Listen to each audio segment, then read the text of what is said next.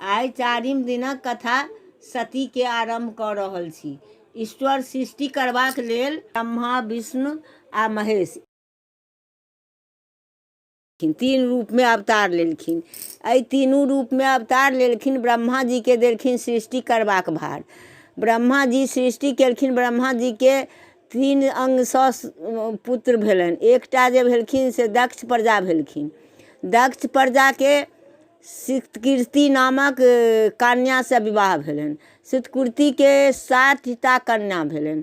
ओहि 60 कन्या में दक्ष प्रजा 12 कन्या से रुद्र के केलखिन, 25 कन्या से चंद्रमा के केलखिन।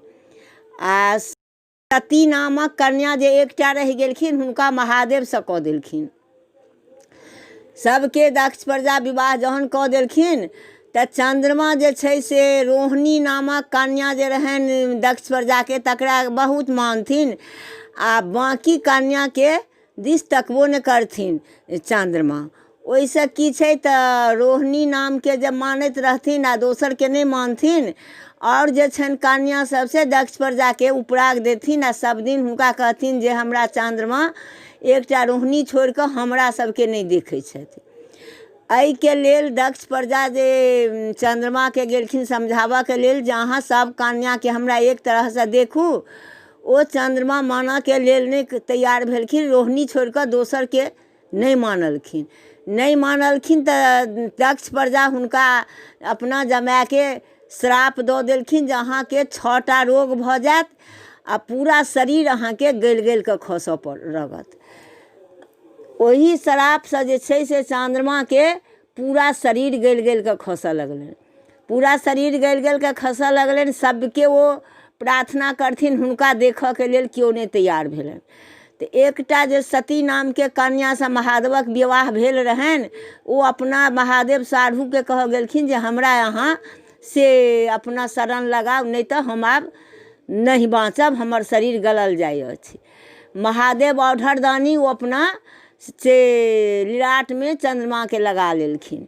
ई बात जे दक्ष प्रजा सुनलनि हुनका बहुत क्रोध भेलनि।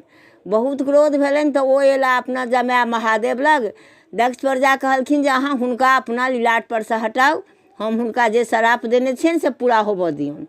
महादेव औढ़रदानी एहि के लेल नहीं तैयार भेलखिन। जिनका हम आब लिलाट लगा देलियनि आ जिनका हम अपना शरण में लेलियनि हुनका आब हम नहीं उतारबनि। ओही दिन से ओ अपन अधिकार महादेव से आ सती से हटा लेलनि जे आब हिनका से हम संबंध नहीं राखब। तखन ओ की केलथि तऽ हुनका दुआरे ओ तामसे ओ बहुत पैघ से जग ठानि लेलनि दक्ष प्रजा। जग जे ठानि लेलथि तऽ ओहिमे सब देवता सब अर्जन पर्जन सर कुटुम के नौत देलखिन, महादेव के छाँटि देलखिन। महादेव के छाँटि देलखिन। जाहि दिन जग शुरू भेलै ओहि दिन से कैलाश पर्वत पर दऽ कऽ दूध के भार, फूल के भार, विमान सब ओहि बाटे चलैया। देखै छथि पार्वती गौरी देखै छथि तऽ कहै छथिन जे महादेव गे महादेव ई अतेक से लोक विमान कतऽ जा रहल छै, ई दूध फूल के भार कतऽ जा रहल छै, एतेक शोभित सामान सब कतऽ जा रहल छै। महादेव तऽ बुझैत रहथिन। महादेव कहलखिन जे कतौ जा रहल छै अहाँ की करबै, नहीं हमरा कहू जे ई कतऽ एतेक जा रहल छै। तहन कहलखिन महादेव अहीं के बाप दक्ष प्रजा यज्ञ कऽ रहल छथि, ओते ही सब लोग जा रहल छै। तऽ कहलखिन गौरी कहलखिन हमहूँ जायब। महादेव कहलखिन जे नहीं अहाँ नहीं जाउ तऽ नहीं हमहूँ जायब। महादेव कहलखिन अहाँ के बिना बजायल जायब गौरी, अपमानित हैब, अहाँ नहीं जाउ। लेकिन गौरी मानऽ के लेल तैयार नहीं भेलखिन। नहीं तैयार भेलखिन तऽ अंत में की केलखिन तऽ महादेव वीरभद्र सेवक रहनि, ओहि सेवक के संग कऽ कऽ गौरी के विदा कऽ देलखिन। गौरी जब ओतऽ गेलथि है तऽ हुनका देख कऽ जे छनि से सब कनफुसकी करऽ लगलनि जे देखियौन बिन बजायल एलथि है।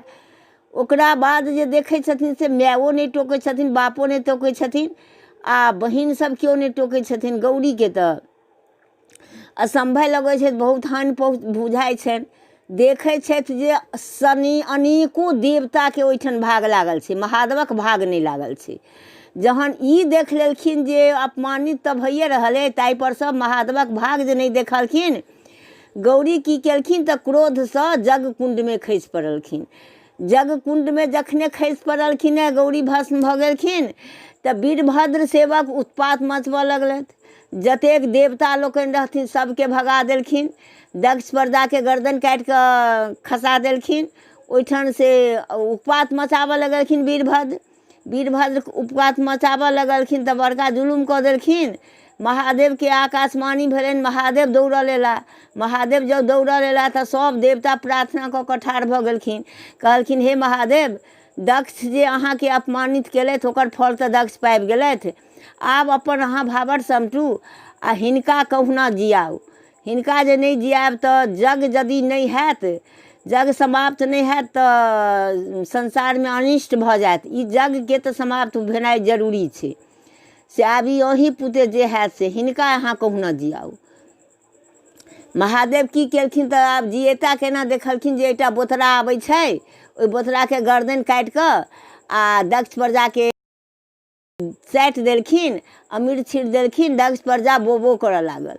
महादेवके ओ बोबो जे दक्ष प्रजा केलखिन, नव बोली बहुत नीक लगलनि तऽ दक्ष प्रजाके जग तऽ शुरुआत भऽ गेल, लेकिन महादेव पगला कऽ से अपना त्रिशूल लऽ कऽ ओहि जग कुण्डमे सँ सतीके निकालि कऽ कन्हापर धऽ कऽ आ पागल जकाँ सौंसे बौआए लगला।